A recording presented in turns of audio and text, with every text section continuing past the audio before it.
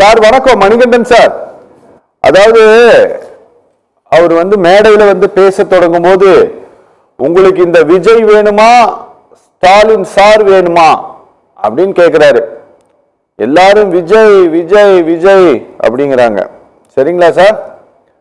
Sir, அதிமுகவை ஒரு பொருட்டாக கருதாதது போல தாவேகாவோ அல்லது விஜயோ இப்படி கடந்து செல்வது அப்படிங்கிறது, இது அவங்க வேணும்ட்டு நீங்கள் மிக பலவீனமாக இருக்கிறீர்கள் அப்படிங்கிற ஒரு தோற்றத்தை வாக்காளர்கள் மத்தியில உருவாக்க நினைக்கிறாரா சார்? நீங்க கேட்ட கேள்விக்கு வரேன் சார். தாவேகா சார் தான் ஒரு வழக்கறிஞர் வந்திருந்தாரு. நான் ஒரு சாமானிய ஒரு தமிழக வாக்காளரா பல கேள்விகளை உங்க கொள்கை என்ன அப்படிங்கிறது முதற்கொண்டு கேட்டேன். அவர் அதை பத்தி எந்த பதிலுமே சொல்லல. சரி, அதை நான் கடந்து போறேன். அடுத்த ஒரு விஷயம் என்ன அப்படின்னு எடப்பாடி பழனிசாமி அவர்கள் மேடையில் ஏறி ஓட்டுக்கு பணம் வாங்காதீங்க மக்களேன்னு சொல்ல தயாரா இருக்காரான்னு கேட்டேன். நண்பர் அதுக்கு பதில் சொல்ல சொல்லுங்களேன். அது சொன்னாருன்னா நீங்களும் அதுக்கு நானும் சொல்றேன். இல்ல எல்லாத்துக்கும் பதில் வச்சிருக்கேன். வேற உண்மையால சொல்ல நான் இல்ல ஓகே சார், சொல்லுங்க சார், ப்ளீஸ் சார், முடிங்க. அடுத்து வந்த கடைசி படம் கதவாடிட்டு இருக்கிற படத்தை யாரும் கள்ள டிக்கெட்ல விற்காதீங்க, பிளாக் மார்க்கெட்ல விற்காதீங்க ரசிகர்களே அப்படின்னு அடுத்த கூட்டத்துல அடிப்படை அறிவு இல்லாம சகோதரர் பேசுறாரு தெரிவிச்சுக்கிறேன். சினிமா தியேட்டர்கள்ல டிக்கெட் விற்கிறத யார் கட்டுப்படுத்த முடியும்? அரசாங்கம் தான் கட்டுப்படுத்த முடியும். ஏன்னா எங்க கட்சியினரோ இல்ல அந்த படத்தினுடைய ஹீரோவா நடிச்ச ஹீரோவா சினிமா தியேட்டர்ல டிக்கெட் வித்துட்டு இருக்காரு. என்ன பேசுறீங்க? சரி, அப்படிதான் நீங்க எத்தனை வழக்கு பதிவு பண்ணிருக்கீங்க? நீங்க திமுக டிக்கெட் அதிக விலைக்கு விற்கிறாங்க. இது பொதுவான குற்றச்சாட்டா இருக்கு. மக்களுக்கு தெரியாது யாரு, தியேட்டர் உரிமை யாருட்டு இருக்கு, தியேட்டர் யாருக்கு வரி கட்டுறாங்க, இதை கட்டுப்படுத்தக்கூடிய அதிகாரமும் இது. சப்போஸ் மக்கள் அதிக பணத்துக்கு டிக்கெட் வாங்குறது தெரிஞ்சதுன்னா அந்த மக்களை காப்பாற்ற வேண்டிய பொறுப்புணர்வு யாருக்கு இருக்கு? அரசாங்கத்துக்கு இருக்கா, யாருக்கு இருக்கு?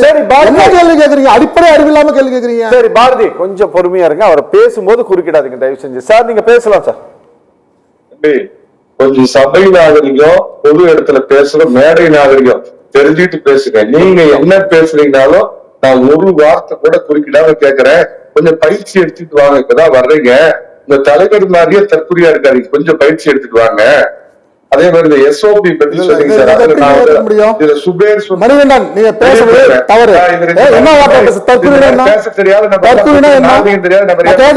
சொல்லு. நான் கேட்ட கேள்வி பதில் சொல்லுங்க. சினிமா தியேட்டர்ல டிக்கெட் விற்கக்கூடிய விலையை நிர்ணயித்தது யாரு? கார் வாங்கி யார் வரியா மாத்திரம் கவர்மெண்ட் ஏமாத்திரம் 5 கோடி ரூபாய் கார் வாங்கி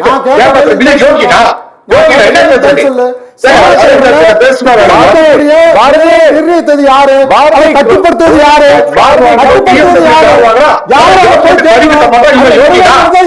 யாரு அதை தட்டி கேட்கணும்? முறைகேடு யார் தடுக்கணும்? அதெல்லாம் உங்களுடைய திமுக அதிமுக ஆளுங்கட்சி உங்க கையில வச்சுக்கிட்டு நீங்க எங்களை குறை சொல்லிட்டு இருக்கீங்க. நியாயமா அது?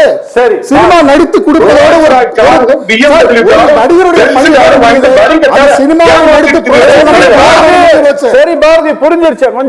ப்ரொடக்ஷன் கம்பெனிக்கு நடிச்சு கொடுக்கறதோட முடிஞ்சு போச்சு ஒரு நடிகரோட. நாங்க சினிமா எடுத்து நாங்க வெளியிட்டு இருக்க மாதிரி கேக்குறீங்க. ரெட்ஜா என்ற யாரு? யாரு சினிமா வெளியிடுற நிறுவனங்களை யார் வச்சிருக்காங்க? மாத்தி மாத்தி நீங்க வேலை பண்ணிக்கிறீங்க.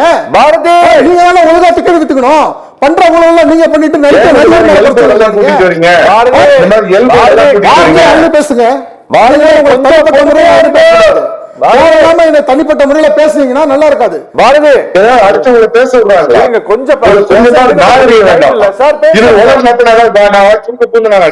சார் பேசுங்க சார். சார், இந்த எஸ்ஓபி பத்தி சொன்னீங்க சார். சார், திமுகவுடைய வரலாறுன்னு புரிஞ்சுக்க. அன்னைக்கு புரட்சி தலைவர் எம்ஜி ராமச்சந்திரன் இவங்களை ஏற்றி வெளியே போனப்ப அவருடைய உலகம் சுற்று வாழ்வின் படம் உட்பட அவருக்கு எத்தனை விதமான பிரச்சனைகள் கொடுத்தாங்க.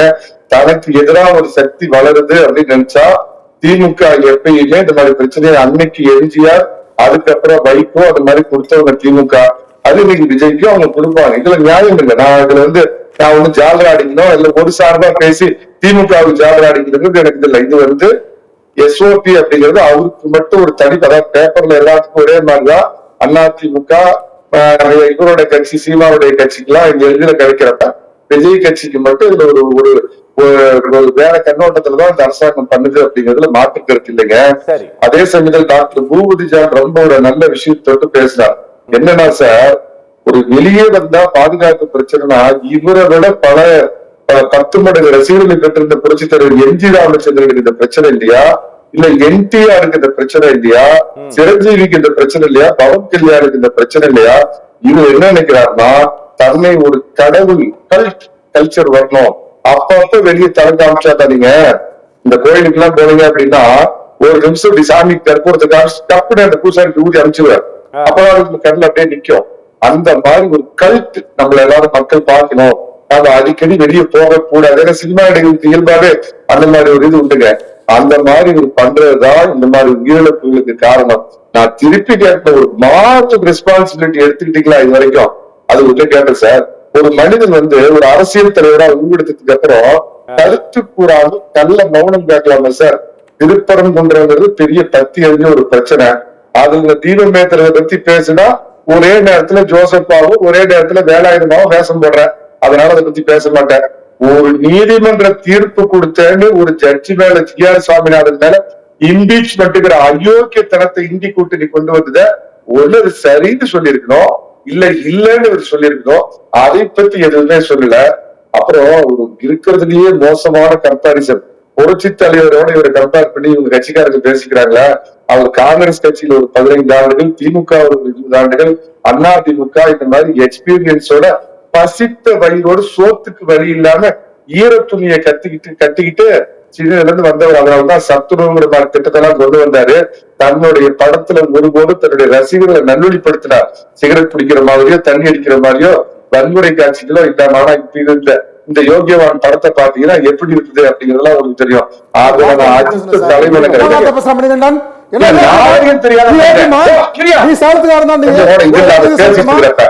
பேசாதையா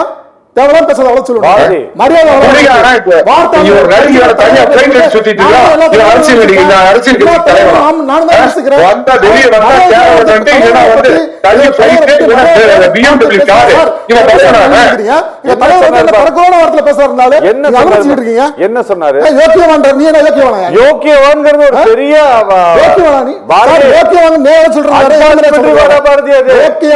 வார்த்தையை நேரடியாக சொல்வது வேற, எதிர்மறையாக சொல்வது வேற.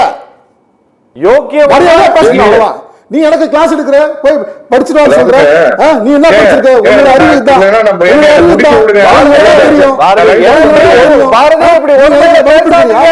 நீ எனக்கு வகுப்பு எடுக்கிறியா? உனக்கு என்ன அறிவு இருக்கு? நீ என்ன சபை நாகரிகத்தோட நீ என்ன பேசுற? எனக்கு வகுப்பு எடுக்கிற? பேசுறதுல என்ன நாகரிகம் இருக்கு?